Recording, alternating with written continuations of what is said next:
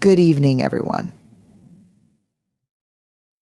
Let's start with a truth we all know, but sometimes struggle to embrace. Vulnerability is not weakness. It's the birthplace of courage, connection, and authenticity. Too often we shrink back, afraid of being judged, rejected, or misunderstood.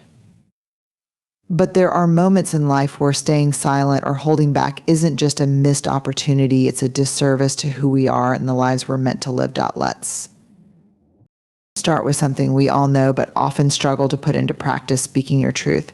What does that even mean? Speaking your truth is not just about sharing your opinions or being vocal when you're upset. It's about aligning your words with your values and showing up as your authentic self, even when it's hard. I think about this: how many times have you bitten your tongue to keep the peace? How many times have you nodded along, pretending to agree, when every fiber of your being wanted to speak up? Or maybe you've avoided saying what you really felt because you didn't want to upset someone, make waves, or risk rejection. The truth is, staying silent in those moments might feel like the safer choice. It might even feel like the kinder choice. But over time, that silence builds a wall between you and the people you care about, between you and the person you're meant to be. Why is speaking your truth so difficult? There's a reason this is hard. Speaking your truth makes you vulnerable. It opens you up to being judged, misunderstood, or even dismissed. That's scary. But here's the thing: if you don't speak your truth, you're not giving the world or yourself a chance to live in alignment with what really matters. When you stay silent, you might keep the peace temporarily, but it often comes at the cost of inner turmoil, that resentment you feel, that sense of being unseen or unheard. That's the price of silence. Speaking your truth doesn't mean being harsh. Let me be clear: speaking your truth is not an excuse to be hurtful or confrontational. It's not about proving you're right or winning an argument. It's about being honest in a way that fosters understanding and connection. For example, in a relationship, speaking your truth might mean saying, "I feel hurt when you cancel our plans at the last minute," rather than bottling it up and letting resentment fester. At work, it might mean voicing a concern about a project, even if you're the only one who sees the potential issue. With yourself, it might mean admitting, "This isn't working for me anymore," and having the courage to make a change. The rewards of speaking your truth. When you speak your truth, you're not just honoring your voice, you're creating space for others to do the same. Vulnerability invites vulnerability. Your courage to say, "This is how I feel, and this is what I believe," can inspire someone else to take off their mask and do the same. Yes, speaking your truth might lead to uncomfortable conversations, but those conversations can deepen your relationships. They can help you build trust, set healthy boundaries, and ensure that the people in your life know the real you, not just the version of you that's convenient or agreeable. Start small. If the idea of speaking your truth feels overwhelming, start small. Practice saying no when you mean no, even if it feels awkward. Share a thought or feeling you've been holding back with someone you trust. Write down what you need to say before saying it out loud. Every time you choose authenticity over silence, you're building the muscle of courage. Final thoughts. Speaking your truth is not always easy, but it's always worth it. It's an act of self-love and self-respect. It's a way of saying to yourself, "My voice matters and I deserve to be heard." So the next time you feel that pull to stay quiet, ask yourself, what's the cost of my silence? And what would it feel like to honor my truth instead? Because when you speak your truth, you don't just change the conversation, you change your life. Let's talk about something we've all struggled with: asking for help. For many of us, this feels like an admission of failure or weakness. We think, "I should be able to handle this on my own." But let me tell you a truth that might feel uncomfortable: asking for help is one of the most courageous and powerful things you can do. Why is asking for help so hard? From a young age, many of us are taught to value independence. We hear phrases like "stand on your own 2 feet" or "don't burden others with your problems." While there's value in being resourceful, this mindset can make us feel that asking for help is somehow shameful, that it's a sign we're not strong enough, smart enough, or capable enough. But let's be honest, life isn't designed to be navigated alone. Challenges will come that are too big for one person to handle, and pretending otherwise only isolates us further. The cost of not asking for help. When we refuse to ask for help, we might temporarily protect our pride, but we pay a price in other ways. Burnout, taking on too much by yourself, can leave you exhausted, overwhelmed, and even resentful. Missed opportunities sometimes. Other people have the knowledge, resources, or connections that could help you solve a problem faster or more effectively. Weakened relationships, ironically, when we never ask for help, we deny others the chance to support us. Relationships deepen when people feel needed and trusted. Refusing help doesn't make you stronger, it often makes life harder than it needs to be. The courage to say, I can't do this alone. Asking for help takes vulnerability, and that's why it's so brave. When you say, I can't do this alone, you're stepping out of your comfort zone and acknowledging your humanity. None of us have all the answers. None of us are invincible. And none of us are meant to go through life without leaning on others. You think of the times when someone has asked you for help. Did you see them as weak? Probably not. In fact, you likely felt honored that they trusted you enough to let you in. That same generosity exists in others. They want to help you just as you've wanted to help them. Asking for help is a strength. Here's the shift we need to make. Instead of seeing asking for help as a weakness, recognize it as a strength. It's a sign that you are self-aware enough to recognize your limits and brave enough to seek support. It's an act of problem solving and self-respect. What does asking for help look like? Asking for help doesn't have to be a grand gesture or a dramatic confession. It can look like a quick question. Hey, I'm struggling with this project. Do you have any advice? Reaching out emotionally, I'm going through a tough time and I could really use someone to talk to. Delegating tasks. I need help with this part of the workload. Can you take it on? Seeking professional support, whether it's a mentor, therapist, or coach, sometimes the best help comes from someone with the expertise to guide you. How to overcome the fear of asking for help. If you feel nervous about asking for help, try these steps. Reframe your perspective. Remind yourself that asking for help is not a burden. It's a way to connect and collaborate. Be clear and specific. Know what you need and communicate it directly. Instead of saying, I need help, try, could you help me with specific task or issue? Start small. Practice with low-stakes situations, like asking a coworker for advice or a friend for feedback.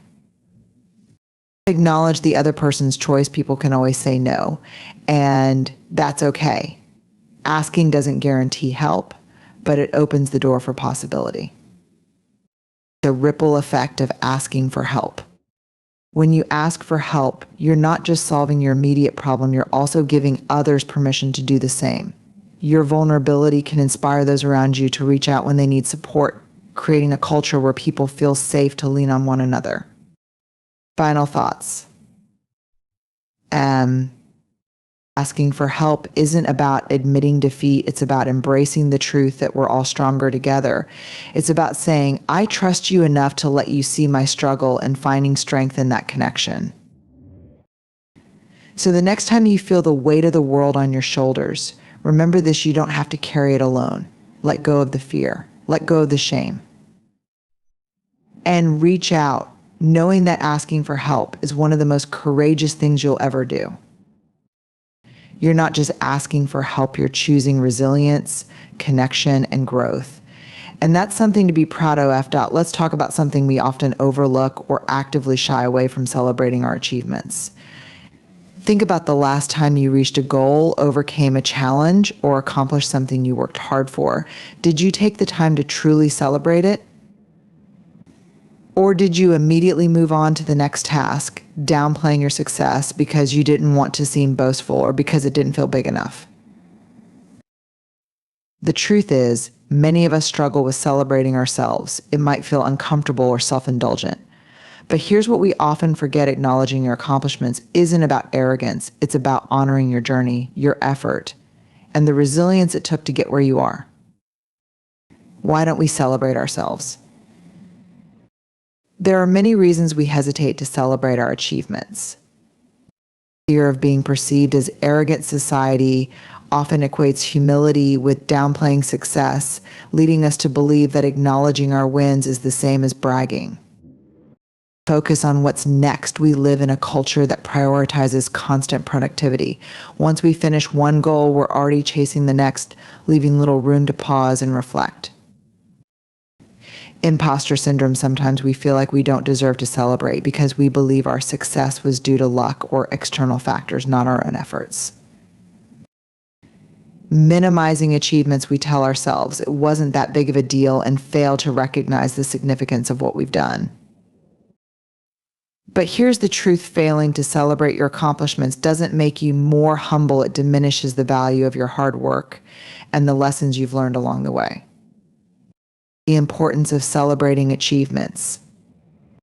Affirming your worth, celebrating your wins, is a way of saying, I am proud of who I am and what I've done. It's a moment of self-recognition that builds confidence and self-esteem. Reinforcing positive behavior. When you celebrate, you're acknowledging the effort, discipline, and persistence it took to achieve your goal. This creates a positive feedback loop, motivating you to keep striving for future goals. Fostering gratitude. Celebration helps you pause and appreciate the journey, including the people and opportunities that contributed to your success. Inspiring others. When you celebrate yourself, you show others that it's okay to own their success. You become an example of what it looks like to honor hard work and resilience. What does celebrating look like? Celebrating your achievements doesn't have to mean throwing a party, though that's great if you want to. It can take many forms depending on what feels meaningful to you. Personal reflection. Take time to journal or meditate on what you accomplished, the challenges you faced, and the growth you experienced. Sharing with loved ones. Tell a friend, family member, or mentor about your success. Let them share in your joy and pride. Rewarding yourself. Treat yourself to something special, a small gift, a day off, or an experience you've been wanting to try. Public acknowledgement. Share your achievement on social media or in a professional setting. This isn't about seeking validation. It's about owning your success and letting others celebrate with you. Creating a ritual. Develop a personal tradition for celebrating milestones, whether it's a favorite meal, a meaningful keepsake, or a moment of quiet gratitude. Start celebrating small wins. Celebrating doesn't have to wait for monumental achievements. In fact, the habit of celebrating small wins is just as important. Maybe you completed a challenging project, maintained a new habit, or navigated a tough conversation.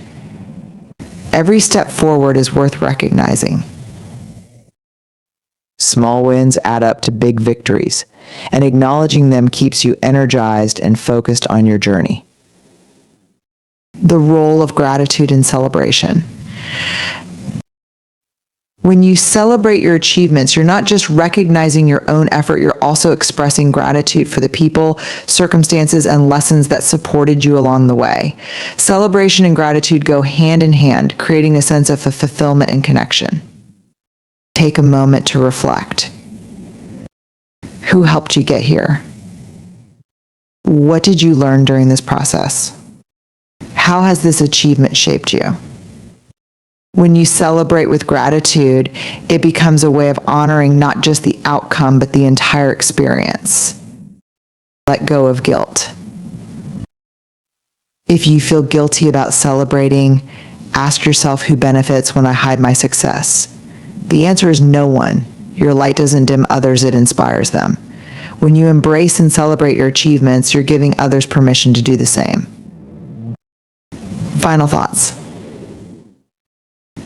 Celebrating your achievements isn't just an act of self-love. It's an act of self-respect. It's a way of acknowledging the work, courage, and determination it took to get where you are.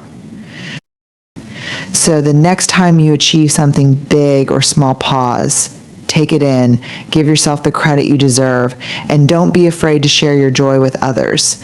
Because celebrating isn't just about the past, it's about fueling your future with pride, gratitude, and inspiration. You've earned it. Now, own IT. Let's talk about something that many of us know is important but often struggle to put into practice: setting boundaries. Setting boundaries is an act of self-respect and self-care. It's about defining what you will and will not accept in your life, protecting your time, energy, and emotional well-being. Yet for so many of us, setting boundaries feels uncomfortable, guilt-inducing, or even selfish. But here's the truth: boundaries are not walls to keep people out. They are guidelines that help create healthier relationships and a more balanced, fulfilling life. They are essential for maintaining your mental, emotional, and physical health. Why do we struggle with boundaries? Let's get honest about why boundaries feel so hard to set. Fear of rejection or conflict, many of us avoid setting boundaries because we're afraid of how others will react. What if they get upset? What if they pull away? People-pleasing tendencies. If you're someone who wants to make others happy, setting boundaries can feel like you're letting people down. Cultural or family conditioning. Maybe you were taught that prioritizing yourself is selfish, or you grew up in an environment where personal boundaries were not respected. Lack of practice. If you've never been taught how to set boundaries or seen them modeled, it's natural to feel uncertain or uneasy about it. But avoiding boundaries doesn't eliminate the problem, it just creates new ones like resentment, burnout, and strained relationships. The cost of not setting boundaries. When we fail to set boundaries, we end up overcommitting, saying yes to everything and everyone, leaving no time for ourselves. Feeling drained, giving too much of our energy to others without replenishing our own. Resentment and frustration, harboring negative feelings toward others for crossing unspoken limits. Damaged relationships. Ironically, not setting boundaries can harm relationships. When you constantly give without limits, you may feel taken for granted or undervalued. The power of boundaries. Setting boundaries isn't about pushing people away, it's about creating space for healthier, more authentic connections. Boundaries help you protect your energy. By defining your limits, you ensure you have the time and energy to focus on what truly matters.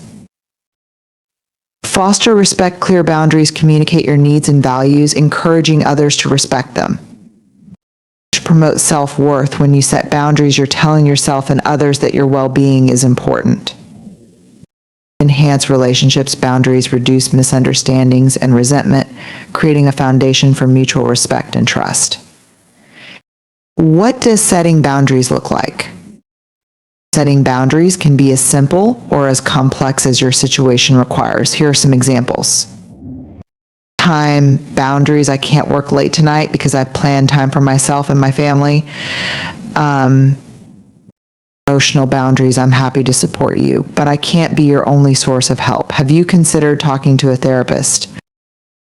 Physical boundaries. I'm not comfortable with hugs. A handshake is fine. Work boundaries. I'm happy to take on this project, but I'll need an extension to complete it properly. How to start setting boundaries. If setting boundaries feels daunting, start with these steps. Identify your needs, reflect on what's draining you or causing stress. Where do you need to draw a line? Be clear and direct, communicate your boundary in a calm, straightforward manner. Avoid over-explaining or apologizing. Stay firm, expect some resistance, especially if the other person isn't used to your boundaries. Hold your ground with kindness but confidence. Practice self-compassion. Setting boundaries is a skill that takes time to master. Celebrate small victories and don't be too hard on yourself if it feels uncomfortable at first. Overcoming guilt. One of the biggest barriers to setting boundaries is guilt. You might worry that saying no will hurt someone's feelings or make you seem selfish. But remember this, prioritizing your well-being is not selfish, it's necessary. When you say no to something that drains you, you're saying yes to something that nourishes you. That's not just good for you, it's good for everyone around you. You can't pour from an empty cup, and boundaries are what keep your cup full. What happens when you set boundaries? When you start setting boundaries, you may notice some resistance from others, especially if they've grown accustomed to you always saying yes or never expressing your needs. That's okay. Boundaries are not about controlling how others react. They're about protecting your peace. In the long run, the people who truly value and respect you will appreciate your honesty. And those who don't, they're showing you that their relationship with you was conditional on you sacrificing yourself. Boundaries are acts of love. Here's the ultimate truth: setting boundaries is not just an act of self-care, it's an act of love. Love for yourself because you're prioritizing your needs, and love for others because boundaries create clarity and reduce the resentment that erodes relationships. When you set boundaries, you're not shutting people out. You're inviting them into a healthier, more respectful relationship. You're showing them who you are and how you wish to be treated. Final thoughts. Boundaries aren't barriers, they're bridges to better relationships, stronger self-esteem, and a more balanced life. So the next time you feel guilty or hesitant about setting a boundary, remind yourself you deserve to protect your time, your energy, and your peace. Saying no to what doesn't serve you is the ultimate way to say yes to yourself. And there's nothing selfish about that. It's one of the most empowering choices you can make. As we wrap up, I want you to take a moment and reflect on this. Boundaries are not a sign of weakness or selfishness. They're a declaration of your worth. They are the way you teach the world how to treat you, and they are the foundation for a life that honors your needs, values, and well-being. When you set boundaries, you are not only protecting yourself, but also creating space for healthier, more authentic connections with others. It's not always easy, and it might feel uncomfortable at first, but remember, the discomfort of setting a boundary is far better than the pain of living without them. So as you step back into your life, I encourage you to embrace the power of boundaries. Say yes to what serves you and no to what doesn't. Honor your time, protect your energy, and never forget that your peace is priceless. The most important relationship you'll ever have is the one with yourself. Boundaries are how you nurture that relationship, and when you do, everything else in your life aligns with more clarity, purpose, and respect. You are worthy of the space, the peace, and the life that boundaries can bring. So take that first step today, because saying yes to yourself is the most powerful choice you'll ever make. Thank you.